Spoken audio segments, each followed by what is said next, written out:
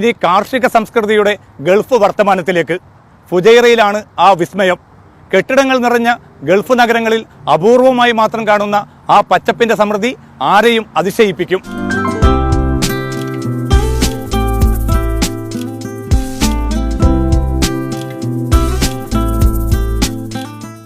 വിശാലമായ കൃഷിയിടം. കേരളത്തിലെ തെങ്ങിൻ തോപ്പുകളും മറ്റു വൃക്ഷലതാദികളും നിറഞ്ഞ തോട്ടമാണ് ഇതെന്ന് തോന്നും. ഫുജൈറയിലെ കൃഷിയിടം കാണാൻ പുറപ്പെട്ട ഞങ്ങളെ അവിടെ കാത്തിരുന്നത് കൗതുകമുണർത്തുന്ന കാഴ്ചകളായിരുന്നു. മുളകു മുതൽ മുരിങ്ങ വരെയുള്ള നിരവധി പച്ചക്കറികൾ നിറഞ്ഞു കിടക്കുന്നു.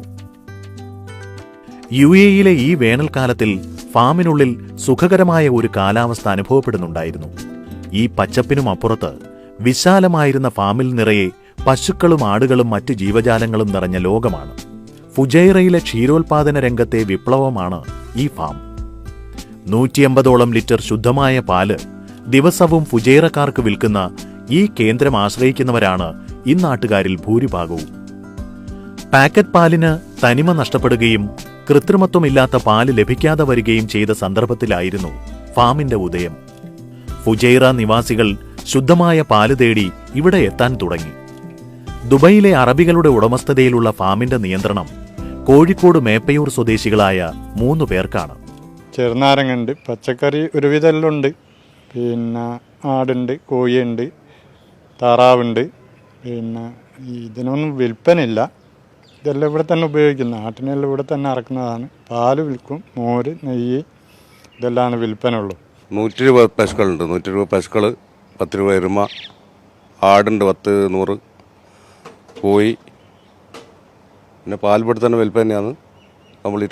കംപ്ലീറ്റ് പോയിക്കില്ലെങ്കിലും മുതലാളി വന്നിട്ട് കൊണ്ടുപോകും, ദുബൈയിലേക്ക് കൊണ്ടുപോകും. സ്വദേശികൾക്കും പ്രവാസികൾക്കും ഇവിടുത്തെ പാല് പ്രിയങ്കരമാണ്. സ്വച്ഛവായു ശ്വസിച്ച് സായാഹ്ന സവാരിക്കിറങ്ങാനും പറ്റിയ മേഖലയാണിത്. ഇടയ്ക്ക് കുട്ടികളെ കൂട്ടിയിട്ട് ഇങ്ങനെ ഇത് കാണിക്കാൻ പറ്റും. നമ്മുടെ നാടിൻ്റെ ഒരു അന്തരീക്ഷമാണ് ഇവിടെ. നല്ല പാലാണ്, നമ്മുടെ നാട്ടിലെ പശുമ്പാൽ പോലെ തന്നെ ടേസ്റ്റ് ചെയ്യണം. മച്ചവാടിൻ്റെ അവിടെ നിന്ന് വരുന്നത്, പിന്നെ ഇവിടുന്ന് ഫ്രഷ് പാല് കിട്ടും. അപ്പോൾ അതുകൊണ്ട് സ്ഥിരം ഇടിക്ക് വരലുണ്ട്.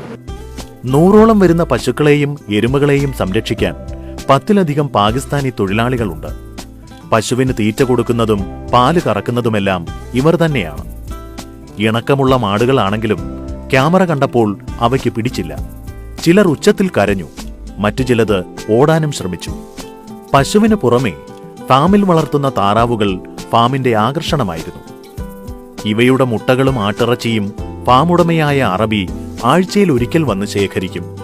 ബാക്കിയാവുന്ന പാലിൽ നിന്ന് മോരുണ്ടാക്കും, വെണ്ണയൊരുക്കി നെയ്യാക്കും. വിശാലമായ കാടുപോലെ തോന്നിക്കുന്ന ഫാമിൽ പ്രധാനപ്പെട്ട കൃഷി ഈന്തപ്പഴമായിരുന്നു. ഇതിനും ആവശ്യക്കാർ ഏറെയാണ്. ചുട്ടുപഴുക്കുന്ന മരുഭൂമിയെ പച്ചമുതപ്പിച്ച് വിശാലമായ കൃഷിയിടമാക്കാൻ കഴിഞ്ഞു എന്നതാണ് ഫാമിന്റെ ഏറ്റവും വലിയ പ്രത്യേകത.